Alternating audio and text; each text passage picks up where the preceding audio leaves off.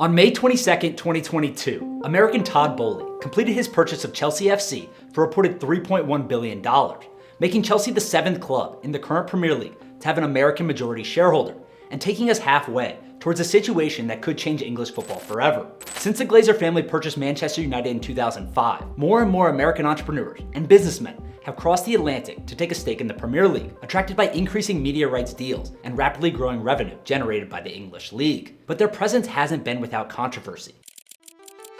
Over the past decade, Man United, Liverpool, and Arsenal fans have all held protests against their respective American owners, and many saw the creation of the European Super League as an attempt to create a closed system for European football, similar to that seen with the NFL, NBA, and MLS. Of course, the European Super League wasn't just driven by American owners, but the philosophy and desired outcomes reflected the structure of many American leagues, which is why many fear that the increasing influence of American owners in English football is a clear and present danger to the fabric of English football.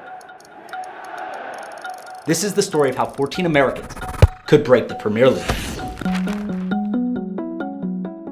The story begins in 1992 with the formation of the Premier League, after First Division teams signed an agreement to establish a new league with the goal of bringing more money into the English game. This newly formed top division was to have commercial independence from the Football Association and Football League, giving it license to negotiate its own broadcast and sponsorship agreements. And within a year, the plan was working. Television rights had increased fivefold, and average value of Premier League clubs steadily began to rise also. At the time, foreign ownership in the league was minimal, with the most successful owner of the early period being Jack Walker, who took Blackburn to their first league title in 1995. But over the course of the 1990s and early 2000s, the price of Premier League clubs gradually rose, and by the time Roman Abramovich bought Chelsea in 2003 for a record $190 million, it was clear that the Premier League was becoming an incredibly attractive investment opportunity. And it wasn't long before American entrepreneurs sensed that opportunity also, because in June 2005, the Glazer family became the first American owners in the Premier League after a hostile takeover of Manchester United worth $1.2 billion. But that was just the beginning, because 2 years later, Liverpool were bought by George Gillett and Tom Hicks, who were subsequently bought out by another American, John Henry, the owner of Fenway Sports Group, for $477 million in October 2010. And 6 months later, Stan Kroenke completed a takeover of Arsenal for a purchase value of $1.1 billion.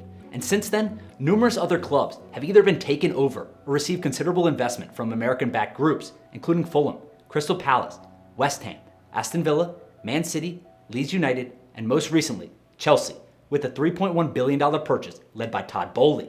But why are American entrepreneurs so interested in English football? And why do they want to invest in a league where the average team value is lower than the value of franchises across the NFL, NBA, and MLB? The simple answer is the opportunity for long-term growth. In 2019, Premier League clubs generated more than £5 billion in revenue for the first time. This was more than double the figure from just a decade earlier, and the numbers keep rising. Media rights accounted for almost 60% of that revenue, with an additional 28% coming from merchandise and sponsorship deals, and the rest from gate receipts. Unsurprisingly, this has led to a seismic impact on the value of teams within the league, with Chelsea being perhaps the most obvious example. Former owner Roman Abramovich purchased the club in 2003 for only $190 million, and was forced to sell in 2022 for $3.1 billion, more than 15 times his original purchase price. And Chelsea is not an outlier. Other clubs have seen similar patterns of growth. For example, Liverpool were bought for $477 million in 2010 and are currently valued at $4.45 billion. Man United were purchased for $1.4 billion in 2005 and are currently valued at $4.65 billion. Even Aston Villa, who were bought for $70.9 million just 4 years ago in 2018, are now worth an estimated $750 million. This extraordinary growth has been partly driven by the league's popularity on the global stage. Research from consulting firm EY found that 3.2 billion viewers watched Premier League matches around the world in 2019-2020, with more than 1.4 billion people identifying as a fan of a particular Premier League club. And this has been reflected in the deals that have been made for broadcast rights. International rights for the next 3 seasons, for example, sold for $5.97 billion, which is 30% higher than the previous package. In fact, international broadcast rights are bigger and more valuable than the domestic rights in the UK. Now, given this growing popularity and the upward trend of sports broadcasting rights overall, it's likely that these TV deals will go up even more when they're up for renewal again in the coming years, and every team will feel the effect. For example, last season, every Premier League team received over £100 million for the first time in the league's history. This dwarfs other leagues across Europe, with La Liga's champions making about £135 million, and the winners in Germany receiving just £90 million. And despite the incredible growth, the average Premier League team is still cheaper than their counterparts in the NFL, NBA, and MLB, making it a particularly enticing prospect given the global appeal, the size of the audience, and the potential for future expansion. And the cherry on top for American owners is that football is finally showing signs of major growth potential in the US, the world's most valuable sports market. NBC renewed its US broadcast deal in November 2021 with the Premier League for $2.7 billion, and UEFA also struck a deal with Paramount Global for the Champions League US broadcast rights for $1.5 billion, which qualifying Premier League teams get a share of. Added to this, Premier League teams have a fandom advantage over other football and soccer leagues in the USA too. A 2019 Morning Consult survey of avid American soccer fans found that the Premier League had a 31% higher favorability rating than the next most popular league, La Liga. So it's quite clear why American owners might want to invest in the Premier League. The potential upside is extremely compelling, and the risks are seemingly low given the projected growth. But even with the vast sums of money crossing the Atlantic, some fans and pundits are concerned by the arrival of American owners. But before we can explain why, we first need to understand how the Premier League works and why the number 14 is so important. To put it in simple terms, the Premier League runs under a shareholder model, with each of the 20 clubs considered a shareholder in the league.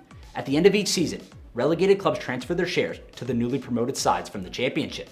And more importantly, clubs can propose new rules or amendments.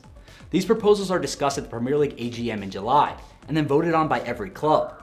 This is where the number 14 suddenly becomes important, because according to the Premier League's own documentation, each member club is entitled to one vote, and all rule changes and major commercial contracts require the support of at least a 2/3 vote, or 14 clubs, to be agreed. This means that if any owner wanted to bring changes to the existing structure and format of the Premier League, they would need the support of at least 13 other owners and clubs to make any sort of progress with their recommendation. This rule most recently made headlines during the European Super League debacle, when the 14 clubs not involved unanimously and vigorously rejected plans for the breakaway competition, leading to the Premier League coming out against the 6 rebel clubs and threatening to remove them from the competition if they followed through in joining the Super League. So why does this matter? Well, following the recent takeover at Chelsea and AFC Bournemouth, over half the current Premier League teams have American interest in their ownership structure, 8 with an American majority, and 3 with minority interest. And it's not just within the top flight either, with numerous teams in the championship, including Swansea, Millwall, and Burnley, now also under American ownership. If any non-American sides got relegated and any of these American-led teams were promoted, the Premier League is suddenly a whole lot closer to surpassing the key threshold of 14 votes needed to get any changes through. So for American owners investing in the Premier League, there are clearly a lot of opportunities, but there's also one key risk: relegation. Promotion and relegation are intrinsic parts of English football, but for club owners, the success and performance of their investment relies almost exclusively on being in the top division, and so the incentive to create a system where they can't leave, i.e. by removing relegation, is clearly appealing. And it's a system that American owners are familiar with too. The NFL, NBA, and MLB are all closed leagues, which means there isn't any threat of relegation, and their investments are relatively more secure.